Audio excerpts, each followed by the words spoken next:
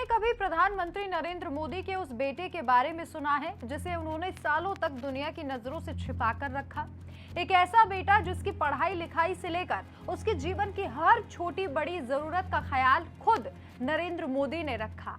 वो लड़का जो सालों तक उनके साए में पला बड़ा, लेकिन दुनिया को इसकी भनक तक नहीं लगी। और फिर अचानक साल 2014 में जब प्रधानमंत्री नरेंद्र मोदी देश के पीएम बने तो वो खुद इस लड़के को लेकर सरहद पार निकल गए।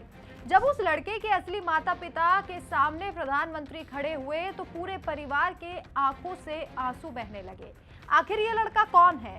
क्यों नरेंद्र मोदी ने इतने साल तक इस रिश्ते को छिपाकर रखा?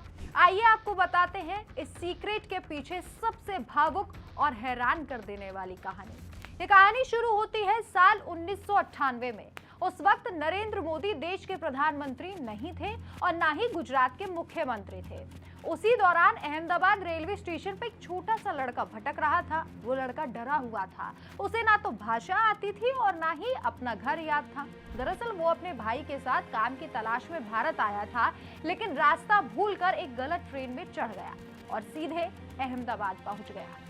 नरेंद्र मोदी की नजर जब उस मासूम पर पड़ी तो उनका दिल पसीज गया। उन्होंने उस बच्चे को केवल सहारा ही नहीं दिया, बल्कि उसे अपने पास रख लिया। उन्होंने तय किया कि वे इस बच्चे के अभिभावक बनकर उसका ख्याल रखेंगे।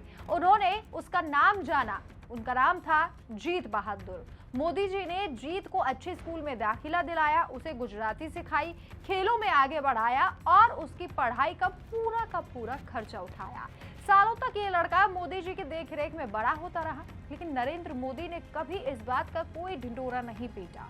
वक्त बदला और साल 2014 आया। नरेंद्र मोदी देश के प्रधानमंत्री बन गए। प्रधानमंत्री बनने के बाद उनका पहला आधिकारिक द्विपक्षीय विदेशी दौरा हुआ पड़ोसी देश नेपाल का। लेकिन इस वीवीआईपी दौरे पर पीएम मोदी अकेले नहीं थे। प्रोटोकॉल और कड़ी सुरक्षा के बीच उनके साथ वही युवा लड़का यानी जीत बहादुर भी विमान में सवार था।